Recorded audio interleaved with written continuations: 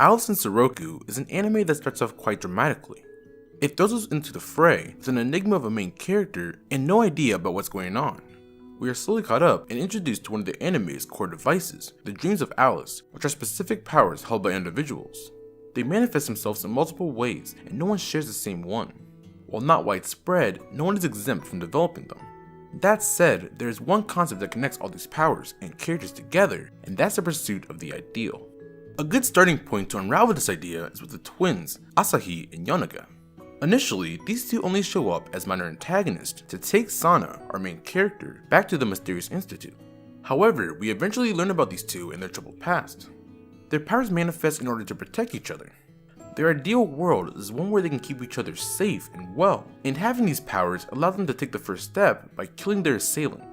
Ichijo, who we meet in the first episode, and the person that helps Sana escape, has her powers spawned from a similarly heroic and pure, if not a bit goofy, ideal. Her power at its highest level resembles an anime hero that she looked up to and really liked in her youth, much to her embarrassment now. With that power, however, she's able to save Sana multiple times and be the hero for her and the twins as well. She is able to mobilize to that true vision of a hero, and this wouldn't be as possible without her powers. These dreams of Alice helped all three of these characters reach towards and achieve their ideal states and ended up as net positives. However, this isn't always the case. For some, the pursuit of an ideal can lead to corruption and ruin, and this does not ring truer than what Minnie C, the ex-Marine and member of the Institute. Her husband dies while doing a bomb defuse in Iraq, leaving her distraught. Her perfect life came crashing down. The memories of being with her husband, in his arms, were all she had. These dreams, a remnant of a world that she was truly happy in, manifested in her husband's arms, becoming her dreams of Alice. Her powers and desire for her husband to return leads her to the Institute and her descent. She ends up doing treacherous acts to get Sana back to the Institute after her escape, worst of all shooting her, as well as heavily securing Zouroku. Her pure goal made ways for an ends justifies the means mindset that lacked any sort of empathy for the world that showed her back none. Minnie's smile is so crooked, so twisted from what she's gone through in her corrupted desire, it lacks any sort of genuine emotion. Like the show mentions, smiling all the time is the same as never smiling at all. Other times, the desire for an ideal can sprout from a sunken, distraught place. In the latter half of the show, a lot of time is spent focusing on Hattori, a primary schooler. From a young age, her mother pushed her ideals and dreams onto Hattori without much consideration, wanting her to get into a specific school. When this ends up falling through, it leads to both parents fighting and Hattori blaming herself, like many kids do.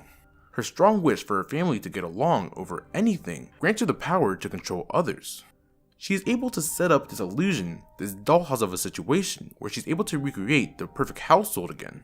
She is happy, but this happiness comes at a cost. That ideal in and of itself is a pipe dream. It's unsustainable and it ends up turning in on itself.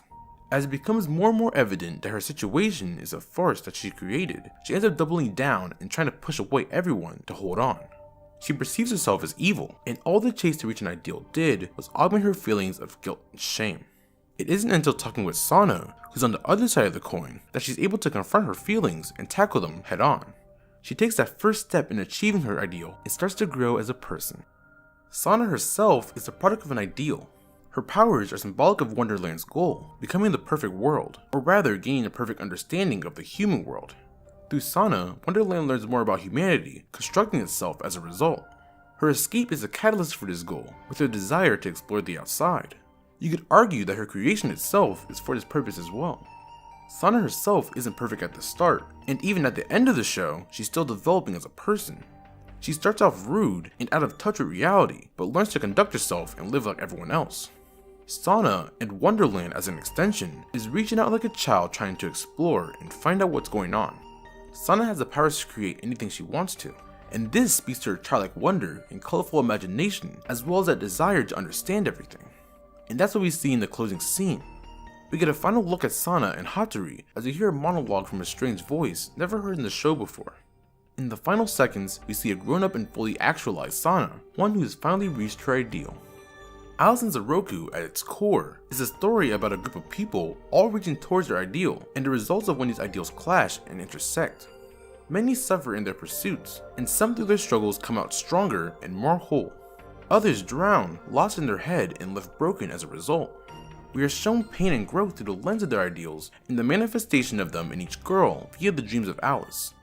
Like dreams in the mundane world, sometimes they are fulfilled like they were for Sana, and other times you wake up from them, their actualization a wisp in the wind. Hey guys, thanks for watching. If you enjoyed it, like, subscribe, and share with your friends. If you want more videos, check out my Emiya family review or my video on Morose Mononoke and B Project. See you guys again soon. Peace.